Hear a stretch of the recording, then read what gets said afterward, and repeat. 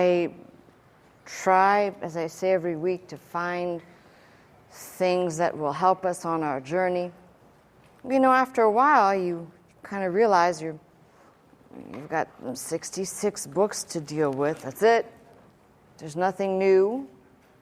There are no new additions or revelations.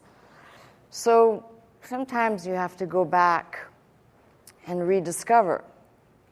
And I think that's a process we will spend all of our time doing, going back and rediscovering the old truths that have become, we'll call them part of our fiber, part of our being, but you have to keep going back and rediscovering these truths. So I'm going to use a passage, actually quite a bit of it, out of Genesis, and I hope that you will turn there with me.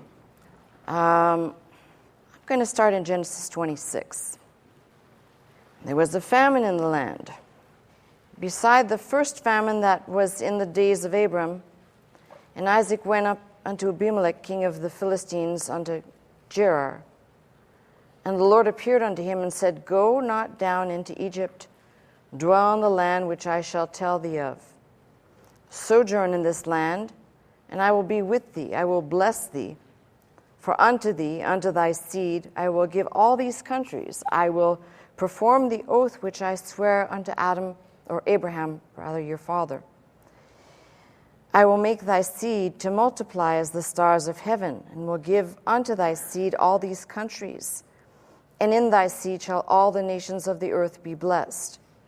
Because that Abraham obeyed my voice, kept my charge, my commandments, my statutes, and my laws. And Isaac dwelt in Gerar. And the men of the place asked him of his wife. And he said, She is my sister, for he feared to say, She is my wife. Lest, said he, the men of the place should kill me for Rebekah, because she was fair to look upon. And if you are familiar with this book, you know that his dad did the very same thing. The apple does not fall far from the tree. When it came to pass, he had been there a long time, that Abimelech, king of the Philistines, looked out a window and saw, and behold, Isaac was sporting with Rebekah his wife.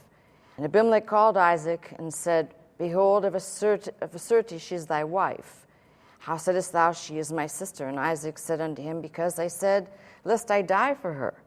And Abimelech said, What is this that thou hast done unto us? One of the people might lightly have leaned with thy wife, and thou shouldest have brought guiltiness upon us. And Abimelech charged all his people, saying, He that toucheth this man or his wife shall surely be put to death. Then Isaac sowed in that land, and received in the same year 100-fold, and the Lord blessed him. And the man waxed great, and went forward, and grew until he became very great, for he had possessions of flocks, possessions of herds, and a great store of servants. Here's what I want you to kind of pay attention to. And the Philistines envied him.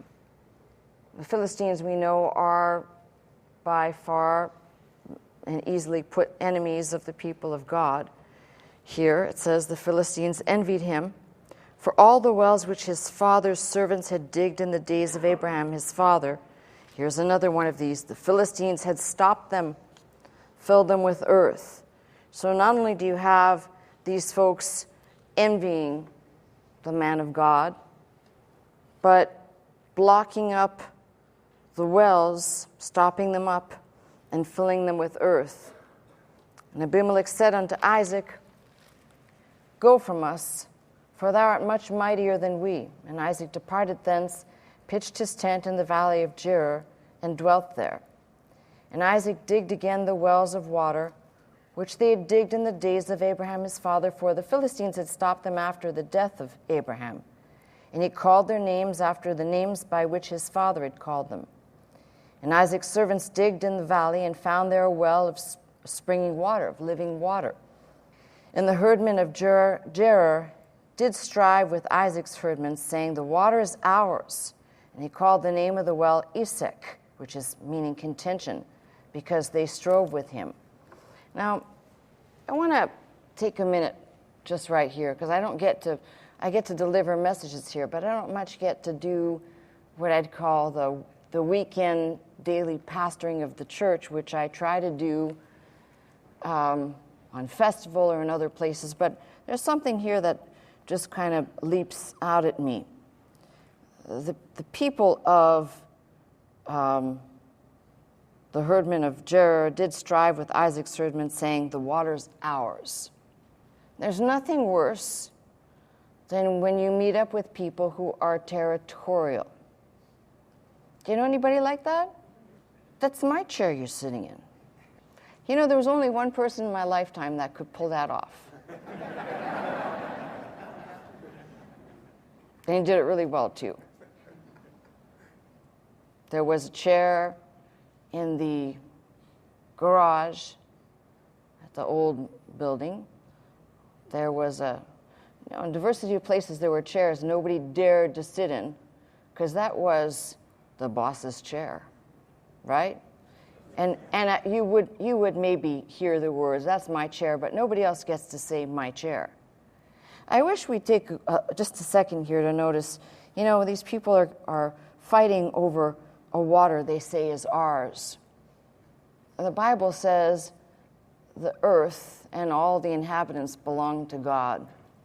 Now, if we have a right attitude regarding the things of God, provisions, personal provisions, and the practical provisions for the church, I don't think we would ever use those words "our" or "mine" if we have a right mindset. Like somebody says, "Well, at my church we don't do this." Well, good, because it's your church. And maybe I don't want to go to your church. But I always use the term very generically to say the Church of Jesus Christ, because that's actually specific. It's a broader statement, but it's actually a more specific one. It's his church. Just like the water coming out of these wells was the Lord's water. I would like the Lord to say, "It's mine, don't touch it."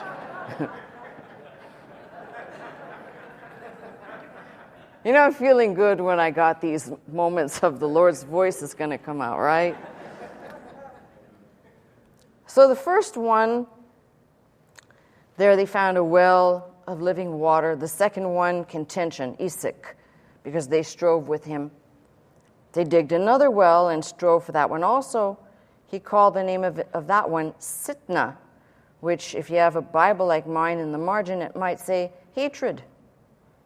And he removed from thence and digged another well that they strove not. He called the name of it Rehoboth. And he said, "For now the Lord hath made room for us, and we shall be fruitful in the land." That word translates into room. So it's kind of interesting what they dug up. But I want to make some really good points. Actually, there's probably only 3. I could expand it to about 5, but I want these to be our clarity for a launching pad for something. First, you'll always find, and we are like this. We are exactly like this, and every generation is like this. We think we are the inventors of something new. I'm not talking about technology.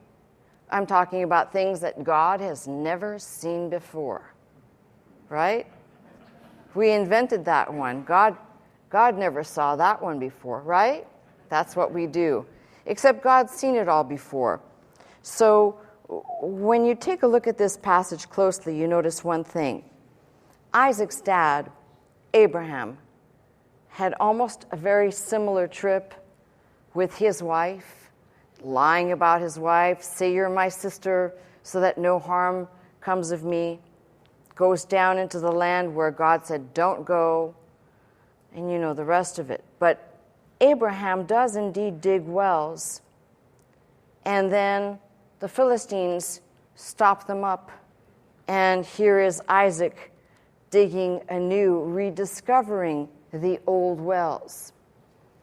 Now, I almost want you to kind of put the mindset around why I'm highlighting this, because it seems very interesting to me. That we'll say the structure of the wells had already been dug. They'd merely been stopped by the enemies. So all Isaac had to do was get out there and do a little moving of dirt, and these wells would be back to what they were. Now, why do I think that that's a good thing for us to know? Because there is nothing original that we're ever going to deal with. The ancients have stolen it all. There isn't anything you're going to find where you're going to say, oh, we're the first ones to find that. Because there's been hundreds and hundreds and hundreds of years of people combing over things and bringing things to light. But we always think we're original in our approach. So the first thing that this actually tells me, which I'm lifting out of its setting, is we always need to go back and rediscover the already established, we'll call them discoveries. We need to go and rediscover. What is a well for? A well provides water, and water for us would be something that can quench our thirsty souls. It is the Word of God. You go through all of the pictorial sense, and you come back to, if this is the provision that we all need. No wonder why the enemies of God's program would stop up the wells. Now, of course, in Isaac's case, he had great possessions, he had great cattle. He needed this to survive on the land. A lot of times people do not want to go back and rediscover the simple truths that got them started, the road back, or getting back to your first love. There's a lot of, I see this all the time, of subjects that are so fantastic and so exciting. People want to discuss those. But if we get back to rediscovering, there are no new truths, rediscovering the old ones, you find that people can become very glib. I know that, I'm familiar with that, I don't need to look at that again. But maybe you do, because maybe, like the Philistines of Isaac's day, maybe we'll call them the spiritual Philistines of your day, are blocking up, we'll call them the wells of your father, the ability to actually find, and each person be responsible for their water. I can't bring somebody and say, okay, now you're going to partake of this. You can lead a horse to water, you can't make it drink. Here we have the same principle. You can put something out there, but you cannot make people partake. And I think this has been a part of my messages for weeks, if not months, maybe even years. You cannot get people. People may think they are ready for something, but until they are genuinely ready, and I say genuinely thirsty or hungry, they're not going to partake of this word. It's something that out there in TV land, it's something boring. It's something, do we have to do this? Is this really necessary? So getting back to rediscovering, and as I said, it's interesting that the names that were already on what Isaac is digging up were already there. They had already been named. The idea that he was doing something new, no, he wasn't. He was just going back to the very same thing that Abraham had done. And what I love about this, at least it starts me off on a right path. I know that a lot of times we talk about a concept like wells in the Bible, and these wells being stopped up by the Philistines. Let's try and make an application to what happens in the reality of today, of the now and today. How? Very easily, and let's put in place of the Philistines anything that will basically block up the flow of the living water and keep it away or keep it backed up. Because in the faith life, you're only going forward or you're going backwards. There's no treading of water. So it's kind of interesting if you think about it from the time that Abraham digged to the time that Isaac rediscovered what Abraham, his father, had digged. Enough time had elapsed for the enemies of God to stop the provision of God. So put that somewhere if you are dealing with this subject, which I think is something we all have to deal with. So I used to think when I started out in ministry that it's my responsibility to bring up the water for everybody. Well, no, it's my responsibility to open up this book, but I can't make the water be sufficient for you. It can only be sufficient for you based on how you perceive or how you understand your Savior. Then you find the sufficiency. Second thing is that each person must dig for their own water. I see Isaac, it says Isaac digged again the wells of water. And after that, Isaac's servants digged in the valley. There they found a place of living water. I think in God's program, we get very complacent because there's somebody like me who is opening up a subject and putting things out there, and get very complacent and not realize, and I'm not preaching work, so don't go off on some tangent somewhere.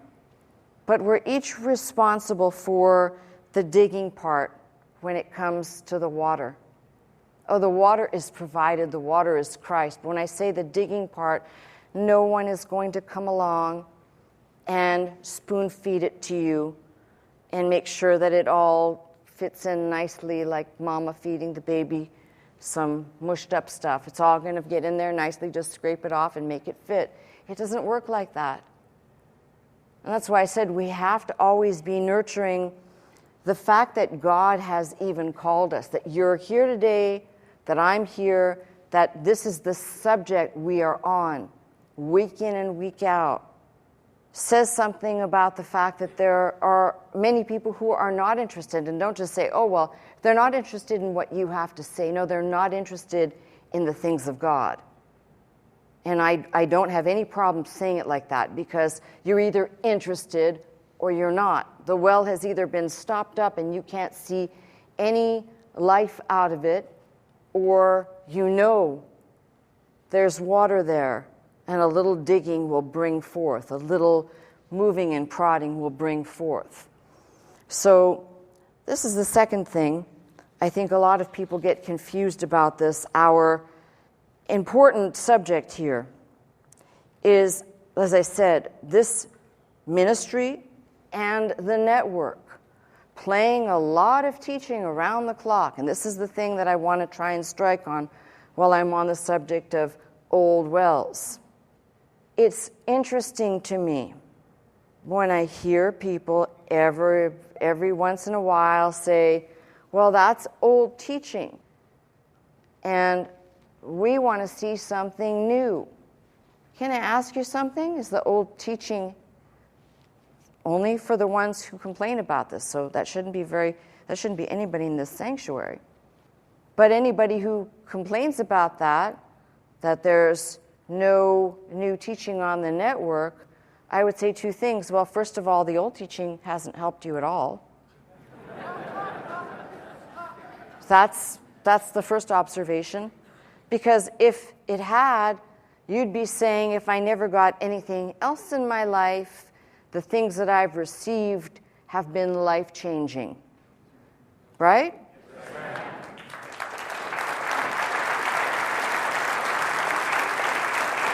Rediscovering old wells means we may have looked at this passage already. We may have dealt with this subject.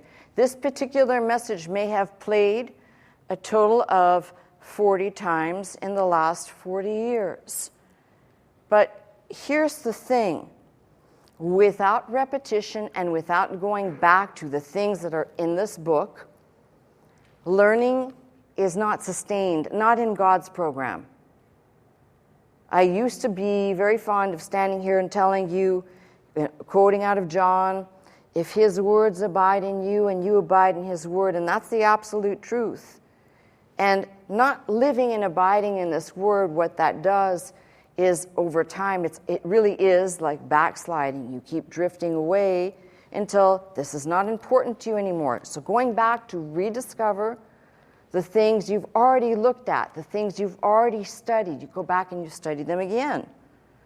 Because my guess is upon studying them again for the 41st or the 52nd or whatever time, you rediscover these are the truths that have sustained you and kept you through the entire course of your walk. Tell me that anything else has sustained you when you began to learn certain handles that you could stand on when times got a little tough. Did anything else carry you through? And you don't have to be a theologian, and you don't have to be able to recite chapter and verse and 1, 2, and 3. But you come to a place of rediscovering these truths. And this is what, when I keep highlighting this, Isaac digged again the wells of water, which they had digged in the days of Abraham his father. And I know people that would say, well, I don't want to dig there because the holes are already there and it's going to be boring. And we need to have a different challenge, more of a missionary challenge. Let's go dig holes where there are no holes allowed. And let's go see if we can find water there. That's how a lot of the church functions. We don't want to go back and rediscover the old wells. And we know that the old wells had living water in them. At least one of them, it says, and they found a well of springing water, living water. We know at least one had that. And we know as we bring these concepts into the New Testament, we have a woman at a well who is literally asking for this living water. Now, why is this important? Because in a ministry of this age, where a lot of us have been here for a long time, and that's not an insult, or it could be, but what happens is people get familiar. Oh, I remember when Dr. Scott preached that message. Oh, yeah, I remember that one. But do you? And this has been a theme that I found to be extremely important, because you can get into this habit of being able to, we'll call it, recite the Sunday school lesson. And everybody remembers this, the little boy who was getting the lesson of what time I'm afraid I will trust in the Lord. And when he was asked, when he came home from Sunday school, what he learned, he said, I ain't scared. Okay, that's a good way to learn. That's a good way to start learning. But what happens is, if the lessons that are being put out there can't be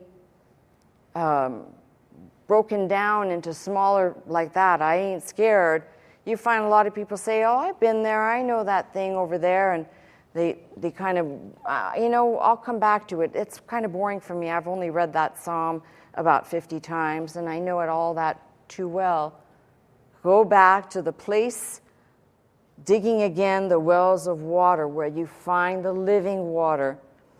And I'll say this again and again, because we're only dealing with a book that is 66 books, and there are no new books, and there are no new revelations of Jesus Christ from another century or another time, just what you have in front of you. It does really require discipline to go back and to not get caught up in being bored. I read that, I'm familiar with it, but going back to rediscover and making sure, I'll go back to my second point again, that in this case, the Philistines had filled up the wells and blocked them. I don't know, but we need to make sure that in each person's case, your faith has basically dislodged, if you will, all the things that people have put in the way to block you, or to block you from hearing, or to block you from your faith endeavors. These are the things that I find important in opening up a lesson like this. Not so much of the favor that Isaac had, not so much about his famous 2 sons or his famous dad, but right here, nestled in this passage right here, if you go back and you read some old-timey messages, and I'm talking about before Dr. Scott, and I could give you a whole list of what I would call the greatest old-timey preachers, and you find that they were constantly going back to wells that had been well used, well discovered, but they kept going back to find more of what is needed, rather than going all over the place and saying there's some new tantalizing thing I can get over here. So the message of this for me is very important, because I sometimes feel as though if I am not constantly trying to bring forth or mine something new, that for a congregation that's been around this long, some of you, and it is a besetting sin, sorry, you get a little bored. It's like the one fellow that was here. Now, should I or shouldn't I? Why not? Because there's a lot of things I don't say. That's really dangerous. When I get quiet, see, my late husband was different. When he was yelling, you had to look out. When I get quiet, you need to get worried. Because while I'm being quiet, I'm thinking in my mind that there's something not right.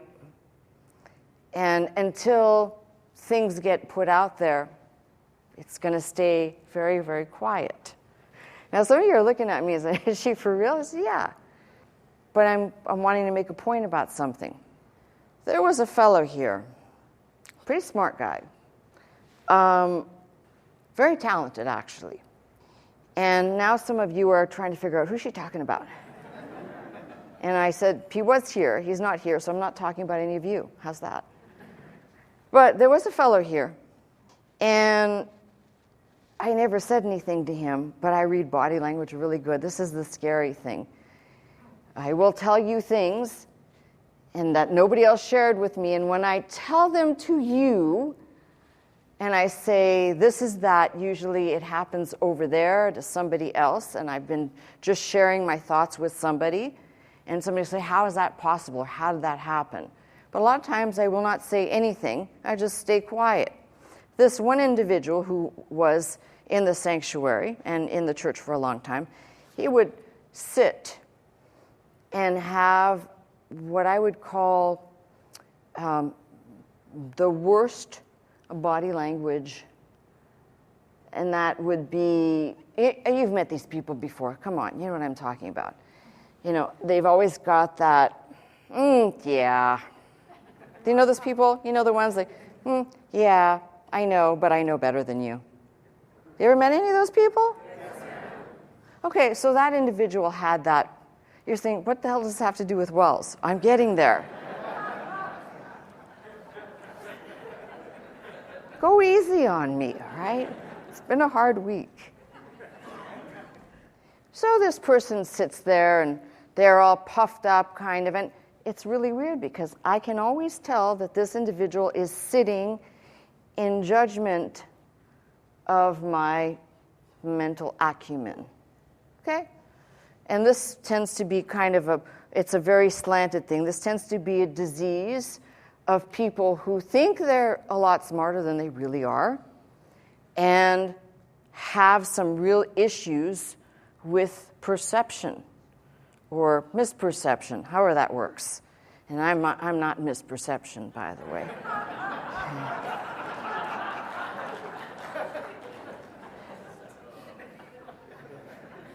So I point that out.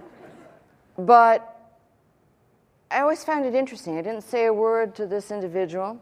I just watched. And it bothered me because I have this sense this person is basically sitting in judgment of what I'm doing or how I'm doing it. And what's tragic is that I have spent the last 13, 14 years in front of you doing exactly what I'm doing right now. In many cases, and I've said this without any reservation, in many cases, in the early years, I had to kind of find my way in front of you. I call that fumbling around. It's kind of a very cool thing when you see somebody work something out in front of your eyes, and they do it right in front of your eyes. Like, you know, I'm going to make an idiot of myself today, but that's okay. I'm doing it right in front of your eyes. No one can say, oh, did you see that? No, you were here. You saw it. But the point is that eventually you have enough faith to press through and to come through something. It seems like this individual had more faith in trying to, what we'll call, stop up the wells than actually get in with a shovel and keep digging out and uncovering what had been covered up. And I find that there are a lot of people like that. They're not interested in really actually getting dirty when it comes time to, let's get down to the reason why we're here. Let's get down to the reason why we're here. The reason why we're here is we are unearthing what may have been covered up by some Philistine somewhere that is important to you and it's important to me because we'll call it the security or the benefit to my soul and to your soul is what we're talking about. We're not talking about anything else. So these lessons become important because there'll be people that will say, a little tired of going back to the basics. But let me tell you something. This is the boundaries of what you're working in, which means you will have to go back and rediscover. I know Dr. Scott used to quote F.B. Meyer and say, we don't need the old truth, we just need to rediscover the old ones. You don't need new ones, just rediscover the old ones. My issue is that a lot of people who heard him say that aren't really interested in rediscovering the old ones because to them, they've been down this path before and there's nothing in here for them that they can actually glean. Well, I got news for you. This is a message for each and every one of us. And in this case, what's been blocking up the wells may not be some individual or entity that has set on a course to just do that, but rather the enemies that keep trying to block you from coming back to the wells of salvation and the living water. So I would say that this is a pretty interesting and pretty good message for those people who want to dig in there. And let me just talk about and read on a little bit here. As it says, now there's room for us, we shall be fruitful in the land. He went up from thence to Beersheba. The Lord appeared unto him the same night and said, I am the God of Abraham thy father. Fear not, I am with thee. I will bless thee, I will multiply thy seed for my servant Abraham's sake. And he builded an altar there, called upon the name of the Lord, pitched his tent there, and there Isaac's servants digged a well. You've got all the components, by the way, of a committed life happening right there in that one verse. And what I love about this is if you keep reading, jump over to verse 32. It says, it came to pass the same day that Isaac's servants came and told him concerning the well which they had digged, and said unto him, we have found water. Now I will say to you, any person who is actually looking for living water will find it. Too often, people don't even know what it should sound like, what it should look like, how it should satisfy the soul. This is why I said to you, this is an important message in that, no, it's not going to be a revelation of something you haven't heard before, but rather a dusting off, an uncovering, a returning to something that every single person has the opportunity in this ministry to do. On the network, 24 hours a day, and multiple streams of it, you've got some of the most, what I would call, foundational, core faith messages. Anybody, whether you're just starting out or whether you've been here for 30 and 40 years, would benefit from sitting down and listening to that, what I've called foundational teaching. But you've got to start there, and you've got to start somewhere. That's what I'm calling the well that needs to be rediscovered. You go back to it. Now, there'll be people that will say, well, I don't really have that much of a thirst for this. You know, I'm really wanting to hear about, Dr. Scott talked a lot about pyramids. I want to hear about that. And I've said before, I have no issue with people studying what I've called tertiary and, add-on subjects. What I do have an issue with is when people get lost in that, and they are not going back to the wells, and they are not looking for the water that is able to keep them. They've gone off on some, it's what Paul said, a gospel which is not another gospel, but it's so interesting and so tantalizing, and I'm so gripped by it that I end up spending most of my time there instead of looking back and digging again at the wells that have already been dug and rediscovering them. Now, it's hard because there are people who are what I call the super smart people. They get bored very easily. They are the worst listeners. They are the people that when you talk to them, they heard one word over here and the brain's already moved on over there. They're thinking about, they've completely moved on to a different subject. Now, if you can't harness your brain for a couple of minutes and listen to what I'm saying, I probably can't help you either. But for those people who are interested, why does this passage matter? Otherwise, you're just reading the subject of Isaac digging wells and rediscovering wells. What it says to me, by the way, is when it talks about the Philistines envying, they envied him, they stopped the wells because they filled them up with earth.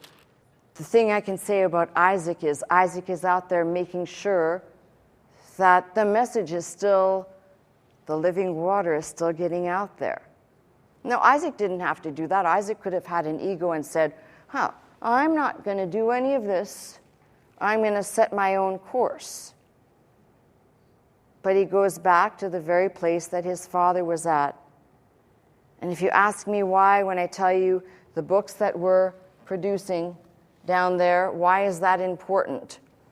That's important because, again, that's like going back to wells that we have uncovered, and we're making the water accessible. The message is accessible. And there could be nothing worse, by the way, than if somebody didn't go back, and I'm starting with myself. If somebody didn't go back and say, we need to rediscover these old but good truths. Now, I can tell you there have been people in the last couple of years that have said, we want this type of teaching and we want that type of teaching. And I've said, did it help any for those people? Did that teaching help those people? No. It may surprise you, but I'll keep saying this until enough people hear this. God is not begging for people to come into the kingdom. He's not looking to lasso people in, like, no, not me. I'm sure God says, okay. Don't think you're doing him a favor. But the reality is that when we keep coming back to these type of passages, and I was actually entertaining possibly bringing up and kind of dusting off a fresh 2019 message of Jacob. And again, my thought always goes to, well, the congregation is really well familiar with it. Well, you should be. And it should never be, well, we've been to that well before, and I'm not sure that I want to keep going back to it. No, that's the well I want to keep going back to.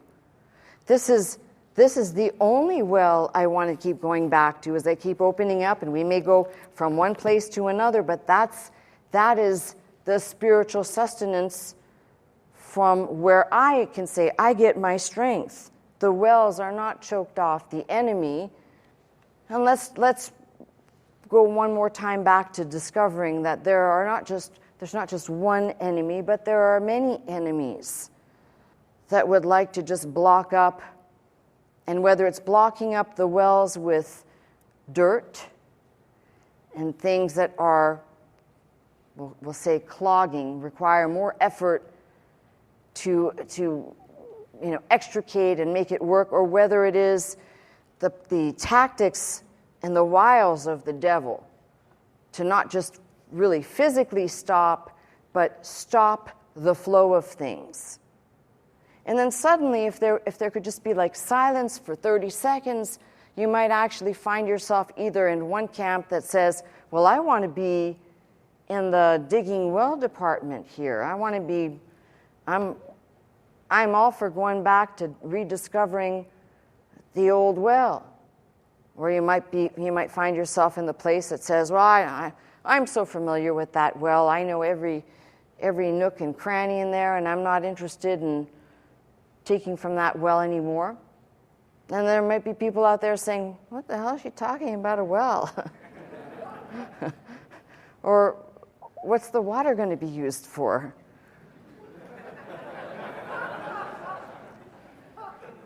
My point is I need to not feel like I'm repeating something to you you've only heard 1,000 times. And you shouldn't hinder yourself when you're studying in your devotionals at any time to go back and reread a familiar passage that's going back to a well that you have more than partaken of at least once in your spiritual journey. And for what I would call the most important part of this, and I do enjoy this, there's always lessons, we'll call them lessons upon lessons. In this particular lesson, I'm highlighting the fact that we need to go back to the old truths. But if I was going to make a more general statement about this passage, I would say this to you.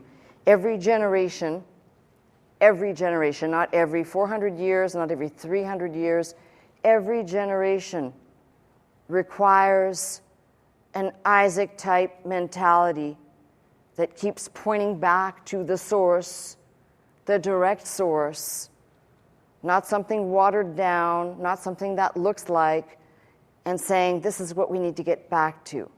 And some people will say, well, that's very archaic. Well, God didn't seem to have an issue with it. In fact, he seems to have appeared to Isaac that night and blessed him.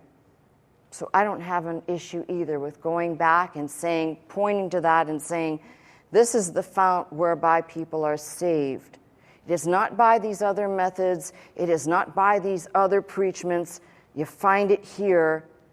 If your spiritual appetite is not there, I can't help you. I can't give you an appetite. But even if it's a little bit, you go to the place in your Bible, even if it's the most familiar one, and you begin to, we'll call it, make way for the water to flow again. And the water will flow again. That is a guarantee. That is a promise. The other thing I like is how the 25th verse, which I already read, he built an altar there, which is that, we'll call it a dedication and prayer life, called upon the name of the Lord, pitched his tent, which I love that brilliant understanding of a man who, just like his father, was a wandering pilgrim for God. And it says Isaac's servants digged a well. The work did not stop. The message for this church today is it is so easy to get into a complacent, lazy pattern. It's very easy to say, I know that. It's very easy to look at something. I'm curious to know, have you ever looked at this passage today the same way I'm looking at it and saying every generation needs an Isaac to point back to where the living water is flowing from? Every generation needs to go back and rediscover the old truths. Every generation, I don't care how far you think you are removed, needs to look at, not because it was the faith of your father or your grandfather or somebody in the past, but needs to look at this in light of saying somebody went before I was there. In this case, somebody went before Isaac, and that was Abraham, gave names to all the wells. So even that didn't even require any originality there. All he had to do is go back to the place where the water originally was coming from those wells. We know I got tired of that name. We're going to call it something else because that name, I'm just tired of hearing it. Let's call it something else because I'm bored. He calls the same names as they were known in Abraham's day. And I'm praying for us as a church to be constantly reminded of the need to go back and rediscover the old truths, to constantly look at what are we looking for. It is the water, or the living water, that sustains us, nothing else, if we're talking spiritually. And yes, it's unfortunate when in digging there's a lot of strife. And it says here the place that they called it was hatred. And yes, there's a lot of hatred even within the church of people who think, by the way, that they're digging and all they're doing is throwing dirt on other people. They're not digging up anything. They're not rediscovering. They're just out there. They're dirt humpers.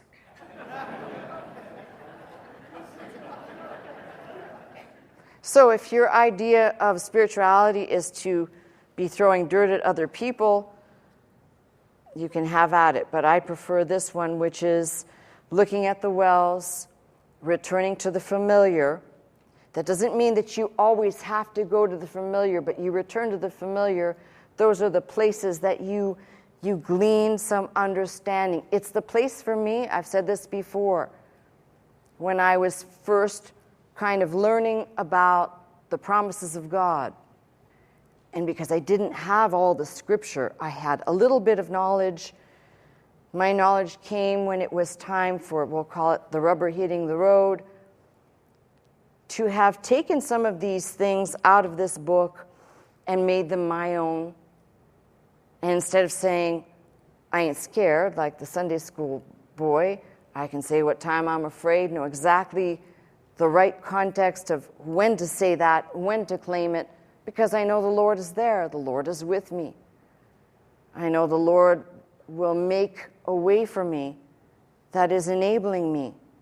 I know that the Lord can prepare a beautiful table in the midst of mine enemies. I know the Lord can, even if I think I am walking in the valley of the shadow of death, it's only the shadow. It is not the substance. And as I've said before, many of these messages you grab hold of and you say, I will come out, though I be tried by the worst type of troubles, though I know when I come through this like Job, I will come through this like gold. I know my Redeemer lives. I know he hasn't forsaken me. I can latch on anywhere. Those are going to the wells that have already been uncovered. They have provided me in my time of need the spiritual sustenance to make it through. And I'm saying the same thing to you. Don't get complacent. Don't get into that. I know this and I'm so well familiar with it that I don't need to hear it again. I remember it is probably one of the best stories that Dr. Scott told of Aaron Wilson when he was preaching at some conference, and he preached the same message. I believe he spoke for 3 or 4 nights, and he preached the same message every night. And when he was asked why he did that, he said, when I see that people have gotten that first message, I'll move on to the next one. And I have a feeling that the more we have evolved, the more our attention span is reduced. The more our attention span is reduced, the less we're able to focus. The less we're able to focus, the less we want to go back to something we've already seen before, heard before, even though it works. So what am I saying to you?